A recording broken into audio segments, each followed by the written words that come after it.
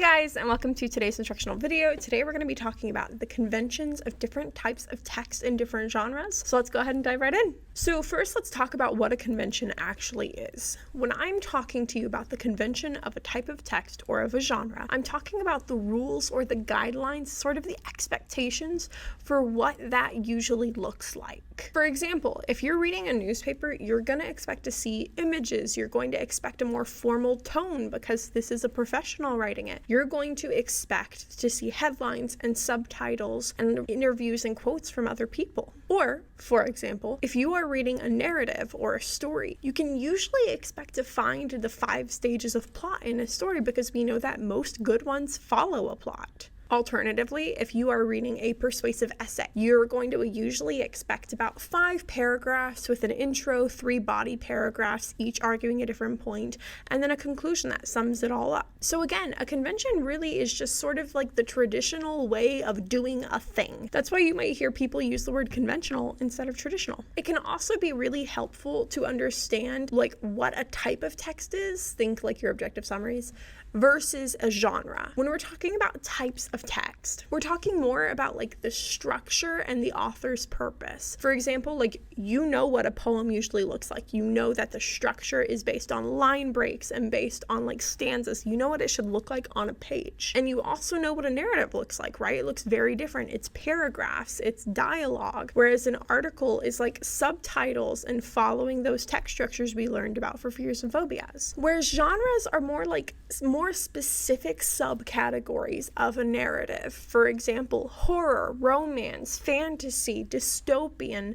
It's almost more about like the vibe of the thing and what sort of tropes you might find than about like the structure, because the structure is usually fairly similar. So let's look at the conventions of a few different types of text. In an article, like we said, you might expect to find headlines, subtitles, you might expect a more formal tone because you're talking to a professional most of the time. They might try to be as objective as possible so that they feel more authoritative, or they might be trying to persuade you of something, right? Poetry includes stanzas, it includes line breaks, figurative language. It's a lot more flowery and a lot more expressive. It focuses on the emotion a lot more. Whereas narratives, stories, usually include that 5 stages of plot. It can also be helpful when you're examining the conventions of different text types to look at the author's purpose for each. The author's purpose really just boils down to like what the author wants the audience to get out of the text. And honestly, it's as easy as pie. That is a joke because pie is an acronym that can help you.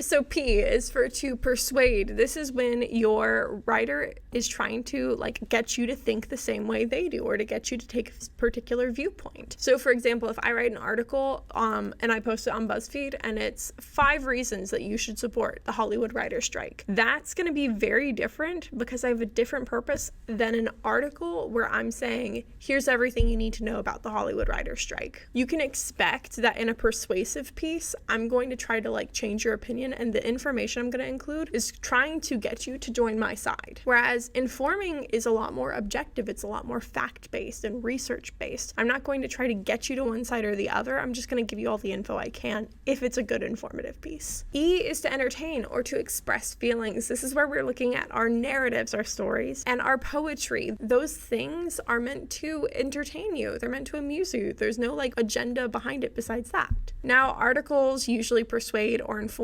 Poetry is clearly to express emotion. Narratives are meant to entertain. Movies are meant to entertain. YouTube videos can be meant to entertain or to inform, and sometimes you can have multiple purposes, right? But we can also get more specific by examining the conventions of different genres. Remember, genres are just those subcategories. For example, we're about to read both a memoir and a narrative for this upcoming lesson, and while these 2 genres are really similar, there are some really, really key differences that are helpful to understand before you read them. For example, memoirs are sort of like a subjective narrative, so like a story, that focuses in on the memories of the author. A lot of times it like follows either a theme or it follows a plot. Sometimes the author is just trying to get those memories like onto paper and immortalized forever that way. And sometimes they're trying to say like, hey, there's this like lesson that I keep learning throughout my life through these memories that I'm about to show you, and I think you should learn it by listening to me. Biographies, on the other hand, though, are a lot more objective. There's a lot fewer feelings because these are meant to inform. These are like fact-checked, research-based pieces where authors need to interview, they need to read, they need to research, they need to like fact-check everything because it's informative, right? It's the story of someone else's life. Now, neither of those, of course, should be confused with an autobiography, which is the story of my life, and it covers the entire life, but it's of myself. So, for example, if Miss Flaherty wrote a biography, it would be about someone other than Miss Flaherty, but if she wrote an autobiography, it'd be about her. And this is also meant to inform the reader, but it's a little more in the gray area than a biography because it's by the author. They know how they felt, right? So they can kind of make some stuff up sometimes. Now, the interesting stuff comes in when you're looking at how these different genres and these different types of text include different information on the same subject, because strange differences emerge in what the writing is like, in what the authors decide to include, and in what points are emphasized. All of that can be traced back to the conventions of those text types and the author's purpose. For example, if I write a poem about my dad and I show it to you, right? That poem you can usually infer is going to be pretty short because poetry doesn't go on for years and years and years. And it's going to be really different than a memoir about my dad, which is going to be different than a biography about my dad. And my dad might come across as a totally different person in each of these. These different text types might even contradict each other a little bit. When you notice those discrepancies, though, when you notice those differences, it can be really helpful to see, like, okay, why might this be caused by the text type, by the genre, by the conventions of this kind of text? For example, just to go back to our previous example, we know that poetry, one of its conventions is to be really focused in on the emotion and to generally be pretty short. So I have less space here to talk about my dad, and you can generally infer that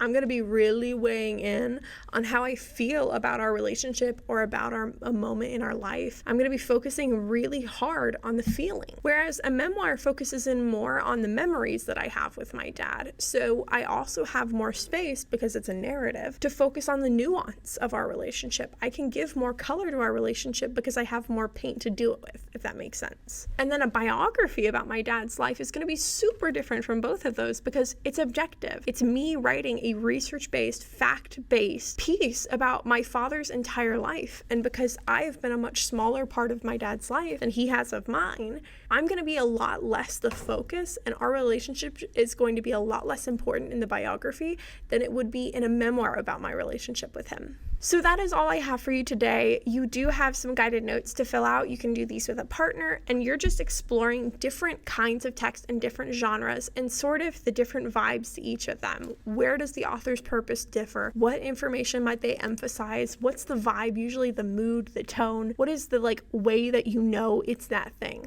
How do you know it's horror when you see it? And you can of course work with a partner on this. You may even want to use the internet as a resource. Just remember to cite your sources and never ever ever use someone's ideas word for word without quoting them. All right, you can go ahead and move on to our next piece.